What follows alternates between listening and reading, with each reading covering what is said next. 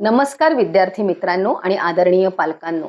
Maharashtra medical career counselling या YouTube चॅनलतर्फे मी आपली मार्गदर्शक शमी महाडेश्वर तुम्हा सर्वांचे मनापासून स्वागत करते. नीट निकालानंतर आता सर्वांचे लक्ष लागले आहे ते प्रवेश प्रक्रियेकडे.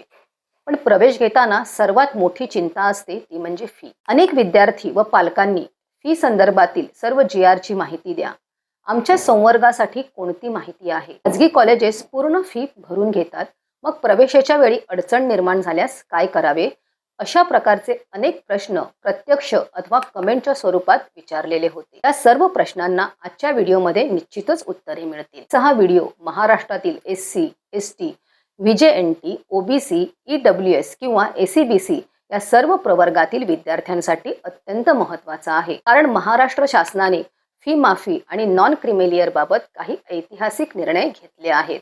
आता कोणाचेही शिक्षण पैशाअभावी थांबणार नाही. चला तर मग अधिकृत शासन निर्णयांसह संपूर्ण माहिती सविस्तर पाहूया. मुलींसाठी 100% शिक्षण शुल्क माफी GR 8 जुलै 2024. सर्वात मोठी अपडेट म्हणजे उच्च व तंत्र शिक्षण विभाग शासन निर्णय क्रमांक संकीर्ण 2024/प्र 109/20/3 दिनांक 8 जुलै 2024. या निर्णयानुसार ज्या मुली EWS, OBC आणि ACBC प्रवर्गात येतात त्यांना आता व्यावसायिक कोर्सेससाठी उदाहरणार्थ MBBS, BDS, BAMS इत्यादीसाठी 100% शिक्षण शुल्क म्हणजेच ट्युशन फी आणि परीक्षा शुल्क म्हणजेच एक्झाम फी माफी मिळेल. कुटुंबाचे वार्षिक उत्पन्न 8 लाख रुपयांपेक्षा कमी असावे. पूर्वी ही सवलत 50% होती, जी आता पूर्णपणे मोफत करण्यात आली आहे. SC, ST आणि VJNT प्रवर्गासाठी सवलतीचे नियम. आता बोलूया SC, ST, VJ आणि NT प्रवर्गाबद्दल. यांच्यासाठी शासनाचे जुने आणि सुधारित दोन्ही नियम लागू आहेत. SC आणि ST प्रवर्ग.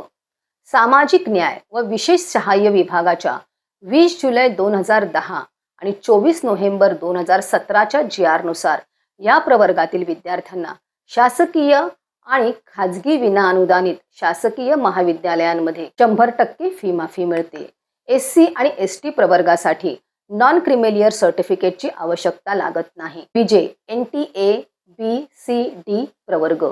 या विद्यार्थ्यांना सुद्धा 100% ट्युशन फी माफी मिळते. मात्र यांच्याकडे वैध नॉन क्रिमिलियर प्रमाणपत्र असणे अनिवार्य आहे. शासकीय कर्मचारी गट क व ड यांच्यासाठी विशेष सवलत GR 24 जून 2013. अनेक शासकीय कर्मचारी पालकांमध्ये नॉन क्रिमिलियर बाबत संभ्रम असतो. सामाजिक न्याय विभाग शासन निर्णय दिनांक 24 जून 2013 आणि 7 डिसेंबर 2017चे शुद्धीपत्रक नीट समजून घ्या. जर विद्यार्थ्याचे आई किंवा वडील राज्य किंवा केंद्र शासनाच्या सेवेत गट क क्लास 3 किंवा गट ड क्लास 4 संवर्गात कार्यरत असतील तर त्यांचे नोकरीचे उत्पन्न पगार नॉन क्रिमिलियरची 8 लाखांची मर्यादा ठरवताना मोजले जात नाही. केवळ इतर व्यावसायिक स्त्रोतांचे उत्पन्न 8 लाखांच्या आत असेल तर तुम्हाला NCL मिळण्याचा पूर्ण अधिकार आहे.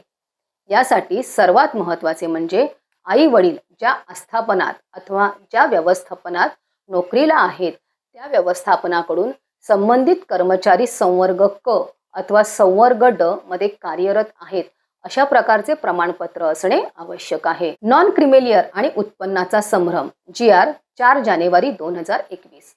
सामान्य नागरिकांसाठी सुद्धा 4 जानेवारी 2021च्या शुद्धीपत्रकानुसार 8 लाखांची मर्यादा मोजताना नोकरीचा पगार आणि शेतीचे उत्पन्न मोजले जात नाही. केवळ इतर व्यावसायिक स्त्रोतांचे उदाहरणार्थ व्यवसाय, व्याज, भाडे इत्यादी मधील उत्पन्न विचारात घेतले जाते.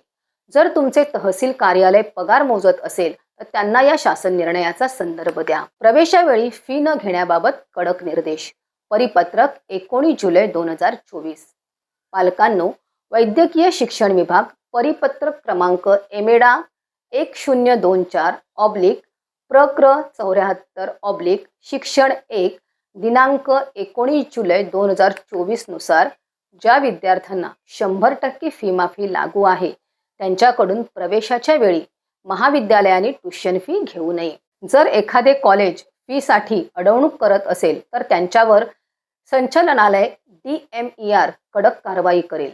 तुम्हाला फक्त प्रवेश घेतल्यावर योग्य कालावधीत महा-DBTवर वेळेत अर्ज करणे बंधनकारक आहे. यासाठी तुम्ही प्रवेश घेतलेले कॉलेज सुद्धा तुम्हाला अर्ज करण्यासाठी मदत करते. बरीचशी महाविद्यालये ही विद्यार्थ्यांना पूर्ण फी भरण्याचा आग्रह करतात व सरकारकडून ती फी परत आल्यावर आम्ही ती परत करू म्हणून सांगतात. परंतु अशा प्रकारे कॉलेजच्या सांगण्यामुळे अनेक गरीब गरजू पालकांना विनाकारण त्रास सहन करावा लागतो. यासाठी महाराष्ट्र सरकारने 19 जुलै 2024 रोजी परिपत्रक जाहीर करून विद्यार्थ्यांना जर ट्युशन फीमध्ये 100% फी माफी असेल तर विद्यार्थ्यांकडून कोणतीही फी घेऊ नये आणि 50% फी माफी लागू असेल तर फक्त उर्वरित 50% फी घ्यावी, अशा प्रकारे निर्देश देणारे परिपत्रक जाहीर केलेले आहे. या परिपत्रकामुळे सर्व संवर्गातील विद्यार्थी व पालकांना दिलासा मिळालेला आहे. त्यामुळे प्रवेशाच्या वेळी मोठी फी भरण्याची चिंता करण्याची कोणतीही गरज राहणार नाही. मात्र कॉलेज जी अदर फी असते, उदाहरणार्थ लायब्ररी, लॅबोरेटरी, हॉस्टेल आणि मेस फी ही मात्र प्रत्येक विद्यार्थ्याला भरावी लागते. एसीबीसी विद्यार्थ्यांसाठी कागदपत्रात बदल. परिपत्रक 21 जानेवारी 2025. एसीबीसी प्रवर्गातील विद्यार्थ्यांसाठी 29 जानेवारी 2025च्या परिपत्रकानुसार संकेतांक स्क्रीनवर दाखवण्यात आलेला आहे. आता फी माफीसाठी उत्पन्नाचा दाखला देण्याची अट रद्द करण्यात आली आहे. केवळ वैध नॉन क्रिमिलियर प्रमाणपत्र सादर केले तरी तुम्हाला सर्व सवलती मिळतील. आवश्यक कागदपत्रे आणि महत्त्वाची सूचना. या सर्व योजनांचा लाभ घेण्यासाठी खालील गोष्टींची पूर्तता करा. 1. महा-DBT पोर्टल. मेडिकल कॉलेजमध्ये प्रवेश झाल्यावर वेळेत अर्ज करणे अनिवार्य आहे. 2. प्रवेशाचा प्रकार. तुमचा प्रवेश केवळ कॅप राऊंडद्वारे म्हणजेच 85% स्टेट कोट्यामधून झालेला असावा. मॅनेजमेंट इन्स्टिट्यूट आणि NRI कोट्याला सवलत नाही. 3. कागदपत्रे. डोमिसाईल, जातीचा दाखला, जात वैधता, NCL आणि वडिलांचे पॅन कार्ड इत्यादी कागदपत्रे आवश्यक आहेत. विद्यार्थी मित्रांनो, हे सर्व शासन निर्णय तुमच्या हक्काचे आहेत. प्रवेशावेळी कोणतीही चूक करू नका. हा व्हिडिओ जास्तीत जास्त शेअर करा जेणेकरून कोणत्याही गरजू विद्यार्थ्याचे नुकसान होणार नाही. तुम्हाला काही प्रश्न असतील तर कमेंटमध्ये नक्की विचारा किंवा महाराष्ट्र मेडिकल करिअर काउन्सिलिंग केंद्राला संपर्क करा. आम्ही तुमच्या विचारलेल्या प्रत्येक कमेंटचे निश्चितच उत्तर देऊ. त्यामुळे काही शंका असेल किंवा कोणतेही प्रश्न असतील तर नक्की विचारा. तसेच प्रवेशासंदर्भात all India quota, state quota, MBBS, BDS, government व खाजगी कॉलेजेस यांच्या सविस्तर माहितीसाठी महाराष्ट्र मेडिकल करिअर काउन्सिलिंग म्हणजेच MMCC विरार या चॅनलला सबस्क्राईब करायला विसरू नका. धन्यवाद.